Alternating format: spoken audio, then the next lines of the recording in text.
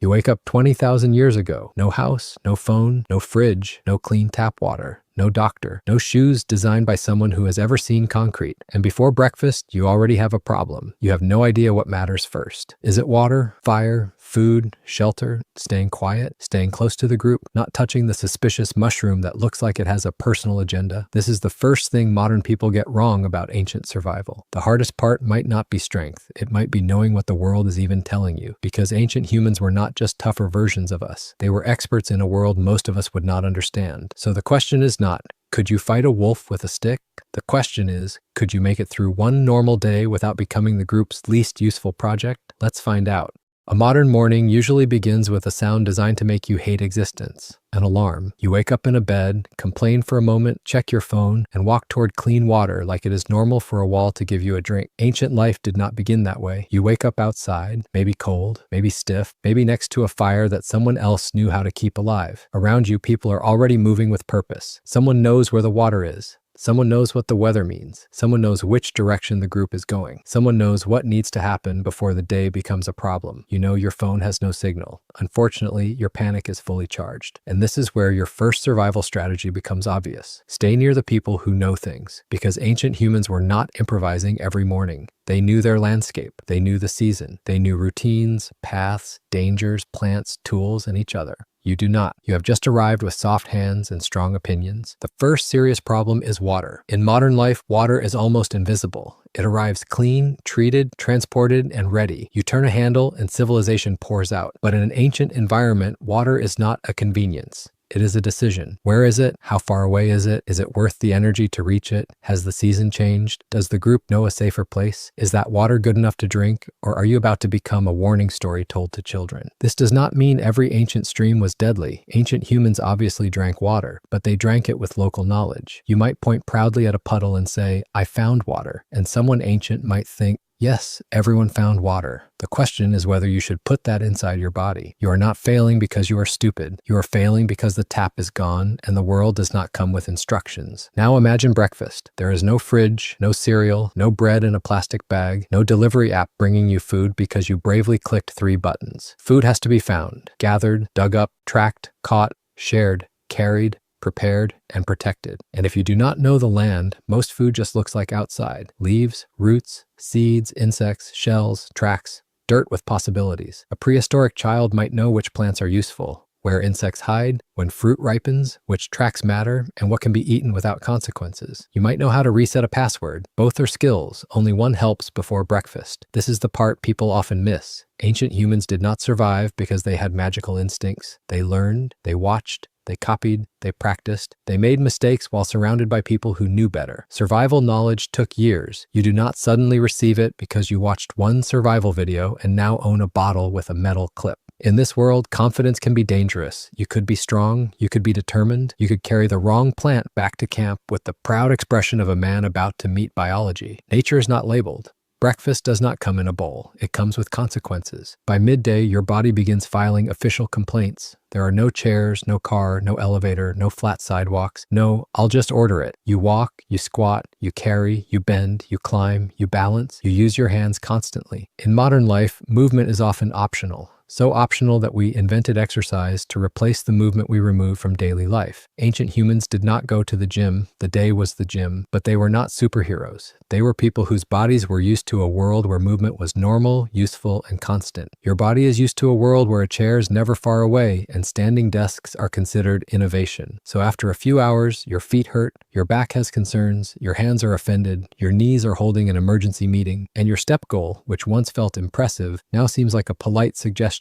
Ancient life did not train the body for appearance. It trained it for function. And your body is beginning to realize it has been living in easy mode with notifications. By afternoon, you may begin to understand the real problem. Ancient survival is not just about being tough. It is about noticing. Could you read tracks? Could you tell dry wood from useless wood? Could you help keep a fire alive? Could you recognize a tool stone? Could you understand what the animals are doing? Could you tell if the weather is about to change? Could you hear a sound in the dark and know whether it matters? Probably not. Your brain is excellent at modern things. Passwords, traffic lights, payments, calendars, finding the exact charger that somehow still does not fit. But here, many of those skills are decorative. The strongest person in the modern world might still lose to a berry, not because the berry is powerful, because the berry has chemistry and you have confidence. That is a dangerous combination. So maybe your job is not hunting. Maybe your job is not tool making. Maybe your job is sitting near the fire while someone says, "Please do not help yet." And honestly, that might be the correct decision. This is where the survival fantasy changes. We often imagine ancient life as one heroic person battling nature alone. But humans are not claws and fangs. Humans are cooperation with legs. The group mattered. People shared food, watched children, taught skills, remembered places, warned each other, helped the injured, and carried knowledge no single person could hold alone. A lone modern person in the ancient world is in serious trouble. A modern person protected by a skilled group has a chance. Not because you are suddenly good at the Stone Age, because the Stone Age assigned you supervision. This may be your best hope. If you survive the day, it probably will not be because you personally mastered ancient life in 12 hours. It will be because other people gave you food, fire, direction, protection, and several concerned looks. You are not the hero. You are the group project, and the group is doing its best. Then something small goes wrong. You cut your hand, twist your ankle, eat something that disagrees with your entire future, get a toothache, develop a fever. In modern life, many of these are problems. In ancient life, they could become turning points. There are no antibiotics, no emergency room, no x-ray, no sterile surgery, no reliable pain control, no pharmacy where you can buy a confusingly expensive tube of hope. But this is important. Ancient people were not without care. They were not emotionless survival machines abandoning anyone who slowed down. Humans cared for each other long before hospitals. They helped. They shared knowledge. They used what they had. The danger was not that nobody cared. The danger was that caring had limits. The weather still changed. Food still had to be found, the group still had to move, and one bad step could become everyone's problem. In modern life, injury is often a medical issue. Here, it can become a food issue, a movement issue, a timing issue, and a social issue, all from one tiny mistake. If you make it tonight, congratulations, you are not done. Modern night has walls, doors, locks, lights, blankets, chargers, and a glowing rectangle that helps you avoid sleeping while pretending to relax. Ancient night is different. There is fire, darkness, temperature, voices, animals, wind, movement outside the light, and your imagination, now producing premium horror content for free.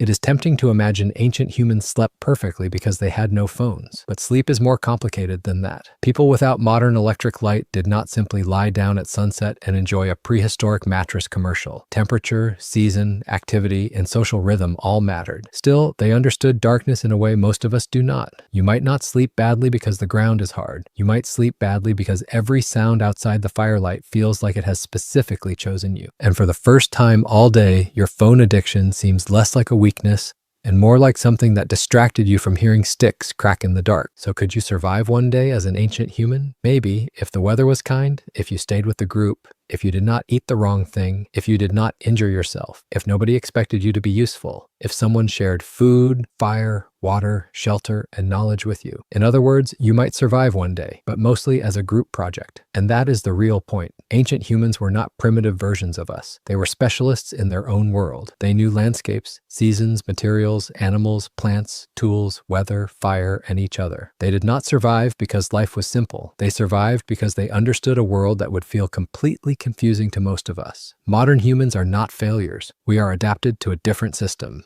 We know screens, money, traffic, passwords, kitchens, calendars, and jobs that would look like strange rituals to someone from the Ice Age. But drop us into their world, and suddenly a prehistoric child might be more useful before lunch. So yes, you might survive one day as an ancient human, but if you did, it probably would not be because you conquered the Stone Age. It would be because actual ancient humans were patient enough to keep you alive. And at the end of the day, as you sit by the fire, exhausted, dirty, hungry, and deeply humbled, someone would probably point at a mushroom and say, "Do not eat that." And for once in your life, you would make the right choice.